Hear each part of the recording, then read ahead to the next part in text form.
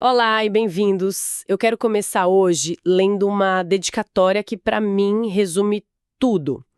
É assim: este e-book existe por causa do Ozzy. A história dele não foi exceção, foi alerta. Pesado. E tem outra parte: para que o silêncio nunca mais seja confundido com cuidado. Essas frases abrem o nosso material de análise de hoje, um e-book chamado Remédio ou Necessidade Terapêutica, do Ney Decânio. E elas dão o tom da nossa conversa, né? Sobre esses medicamentos veterinários modernos que chegam como uma promessa de solução mágica, mas que talvez escondam uma realidade bem mais complexa. Exato. E essa conversa funda é o nosso objetivo aqui.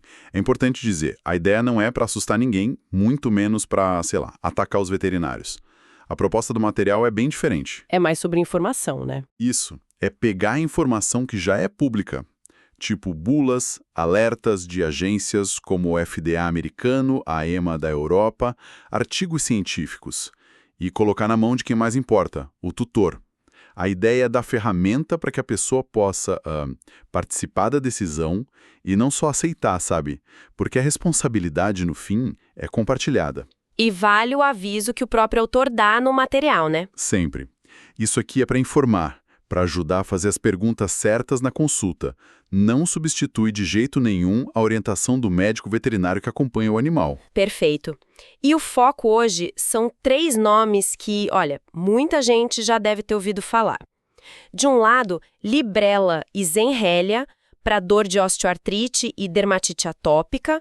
Do outro, o Siléo, aquele gel para acalmar cães em pânico com barulho, tipo fogo de artifício. Exato. Vamos começar então pelo Libreleia e pelo Zenrelia. O material descreve eles como anticorpos monoclonais. Na prática, o que isso quer dizer para o cachorro? Como funciona? A tecnologia por trás é fascinante, de verdade. O e-book explica de um jeito bem claro assim. Imagina que a dor crônica, ou aquela coceira da dermatite, são como um alarme de incêndio que não para de tocar. É insuportável. Ok. O que esses medicamentos fazem é basicamente cortar o fio que leva a energia para a sirene. Eles bloqueiam uma proteína específica, o fator de crescimento nervoso, ou NGF. NGF? Isso. Quando o corpo tem uma inflamação, uma lesão, ele produz mais NGF. E é essa proteína que vai lá nos nervos e manda o sinal: ei, avisa o cérebro que está doendo. O Librela e o Zenrelia são tipo uns guardas que interceptam o NGF antes que ele chegue no nervo. E aí o sinal não chega. Exato. O cérebro não recebe a mensagem de dor ou de informação. O alarme simplesmente para de tocar. Nossa, então peraí. A gente está falando de uma droga que funciona desligando um sistema de alerta do corpo. A ideia de fazer isso por anos, sem saber o que mais está sendo desligado junto. Isso é um pouco assustador. O material toca nesse ponto, certo? Nessa preocupação com o longo prazo? E esse é o ponto nevrálgico da discussão no e-book. Porque o NGF não serve só para sinalizador, entende? Ele tem um papel super importante no desenvolvimento, na manutenção do sistema nervoso, na regulação do sistema imune. É uma proteína, assim, multifuncional. Entendi. E a grande questão que o material levanta é: o que acontece quando você suprime essa proteína por meses ou anos? A ciência ainda não tem essa resposta completa. O material até cita uma revisão técnica que é bem categórica. Diz assim: a segurança relativa às reações adversas a longo prazo não é conhecida. Ponto. E aí entra aquela frase do e-book que me marcou muito. A ausência de evidência de dano não é o mesmo que evidência de ausência de dano. Exatamente. É basicamente dizer, só porque a gente ainda não viu o problema, não quer dizer que ele não exista. A gente está navegando em território desconhecido. É exatamente essa a reflexão. Por serem drogas muito novas, a gente tem estudos de alguns meses, talvez 1 ou 2 anos. Mas e os cães que usaram por 5, 8, 10 anos? A gente não tem esses dados. Não existe essa geração de cães ainda. Não existe. Então, a decisão de usar se torna uma aposta. Uma aposta que, olha, pode valer muito a pena para um cão que está sofrendo horrores, mas que precisa ser entendida como uma aposta, com riscos que ainda não são totalmente conhecidos. E mesmo sem falar desses riscos futuros, O material deixa bem claro que existem contraindicações muito presentes, que estão lá, na bula. E se tá na bula, não é opinião, é fato. Sim. Mas peraí, se essas contraindicações estão na bula, por que o e-book sente a necessidade de destacar isso com tanta ênfase? A impressão que dá é que, na prática, elas podem estar sendo ignoradas. Essa é a leitura que o material sugere, sim. Que na correria de uma clínica, na busca por uma solução rápida para um tutor aflito, talvez esses pontos não sejam checados com o rigor que deveriam. E eles são críticos. Críticos. A primeira contraindicação é a idade. Não se deve usar em cães com menos de 12 meses. O sistema nervoso deles ainda está em plena formação, né?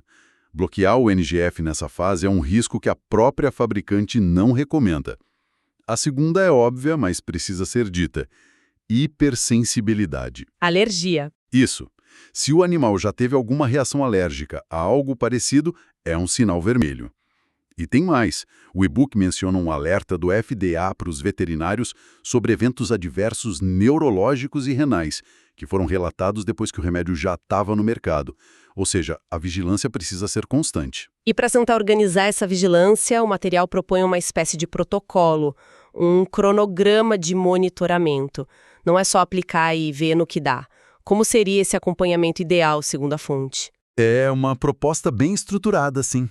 O e-book sugere que antes mesmo da primeira dose se faça um check-up completo. Exames de sangue, função dos rins, do fígado, uma avaliação clínica bem minuciosa. Para ter um ponto de partida. Exato. Para criar uma foto do estado de saúde do cão antes do tratamento. Depois da primeira dose, uma reavaliação na 4ª semana, outra na 8ª, para ver se o remédio está funcionando e principalmente se não tem nenhum efeito colateral surgindo. E para o uso contínuo? Para quem segue no tratamento contínuo, a recomendação é repetir esses exames a cada 6 meses. É transformar o acompanhamento num processo ativo, sabe? Não esperar um problema acontecer para depois reagir. Faz todo sentido. É criar uma rede de segurança. Mas antes de chegar nesse ponto, o e-book defende com muita força a ideia de explorar outros caminhos.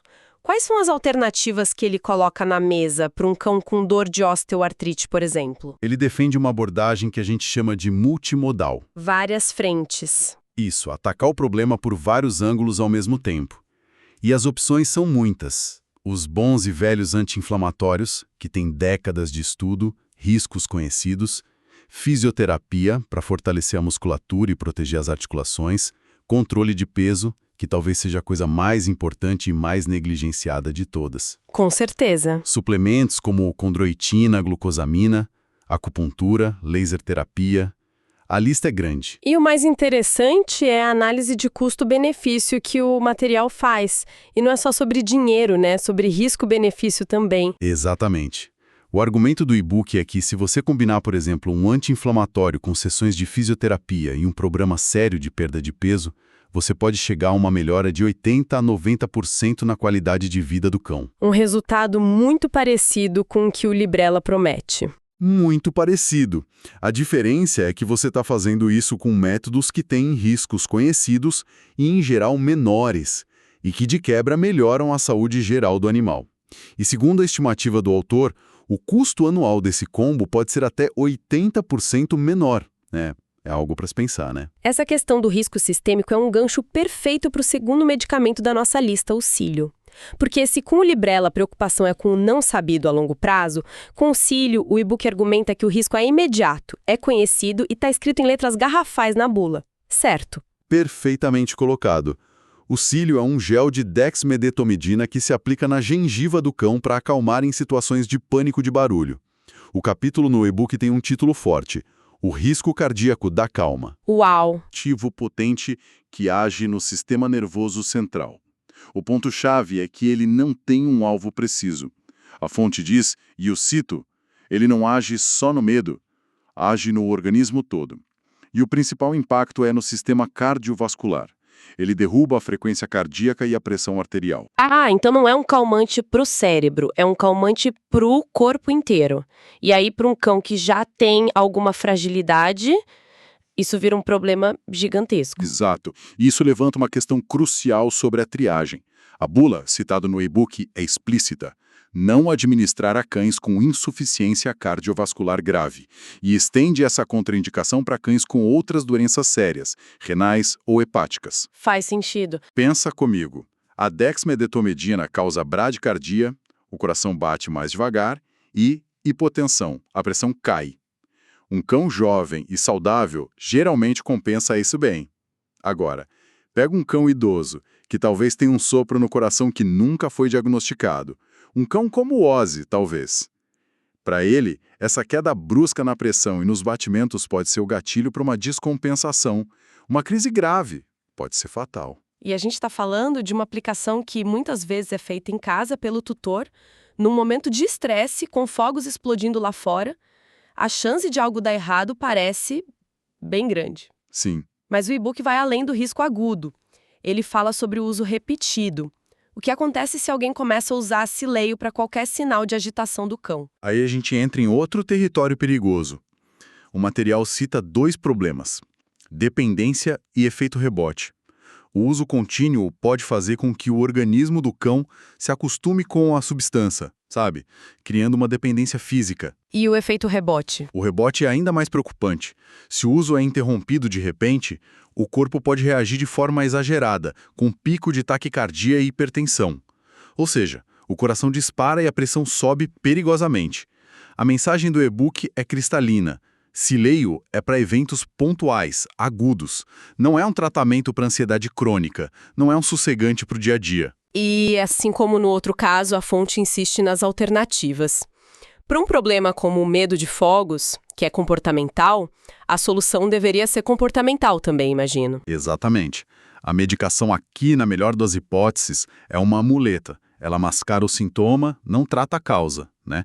O e-book foca em 2 técnicas principais, a dessensibilização e o contracondicionamento. Explica um pouco melhor. Dessensibilizar é expor o cão ao barulho dos fogos, mas começando com um volume quase inaudível e aumentando muito lentamente ao longo de semanas até que o som se torne irrelevante. E o contracondicionamento é mudar a associação emocional. Toda vez que toca o som dos fogos, no volume controlado, o cão ganha a coisa que ele mais ama no mundo, um petisco ou um brinquedo. O barulho passa a prever algo bom. Exato. Em vez de algo ruim. É um trabalho de paciência, imagino, mas que resolve o problema na raiz. Resolve na raiz e de forma permanente. O e-book estima que a combinação dessas técnicas pode ter uma taxa de sucesso de 80% a 90%, sem remédio, sem risco cardíaco e devolvendo a segurança para o cão. É um investimento de tempo que se paga para sempre. Ok, então depois de analisar tudo isso, os mecanismos, os riscos, as alternativas, o que a gente faz com essa informação toda? Uma das partes mais práticas do e-book são os checklists. São quase um roteiro para conversa com o veterinário. Vamos passar pelos pontos que o autor considera inegociáveis? Sim, eles foram criados para serem uma ferramenta de diálogo, não de confronto. Para o Librela e o Zenrelia, as perguntas essenciais que um tutor deveria fazer ou ter a resposta são: meu cão tem mais de 12 meses. Ele já teve alguma reação alérgica a injetáveis antes e, talvez a mais importante, a saúde geral dele, principalmente rins e fígado, foi checada com exames antes de começar. E para o cílio? Para o cílio, as perguntas são ainda mais diretas e urgentes. Meu cão tem alguma doença cardíaca? Mesmo que seja só uma suspeita, ele tem alguma outra doença crônica, renal, hepática? E ele passou por uma avaliação clínica, com o coração auscultado imediatamente antes de planejarmos usar o gel. E o alerta do e-book é que se a resposta para qualquer uma dessas perguntas for não ou não sei, o sinal deveria ser amarelo, se não vermelho.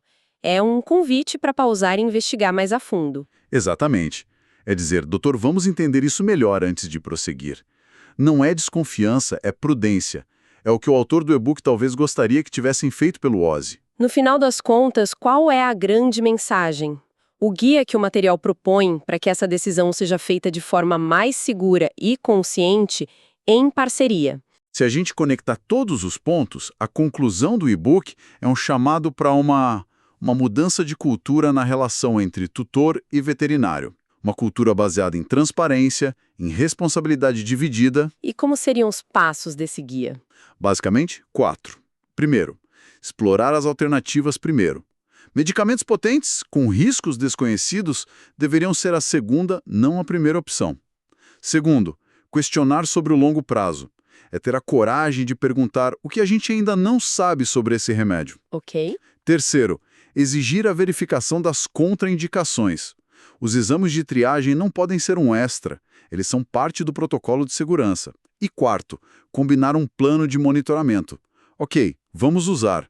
Como vamos acompanhar e o que vamos observar? Isso muda completamente a dinâmica. O tutor deixa de ser um espectador passivo e se torna um membro ativo da equipe de saúde do próprio animal. Totalmente. É sobre ter o direito de entender, de pesar os riscos e os benefícios e tomar a melhor decisão possível com a informação disponível.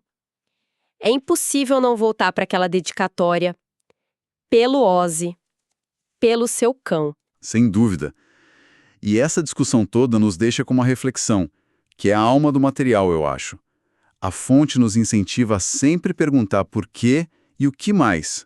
Então a pergunta que fica para a gente pensar é: até que ponto o nosso desejo por uma solução rápida, por um silêncio imediato do sintoma, nos impede de investigar e tratar as causas reais do problema? Boa pergunta. Seja uma dor crônica que precisa de reabilitação e fortalecimento, ou um medo profundo que precisa de treinamento e paciência.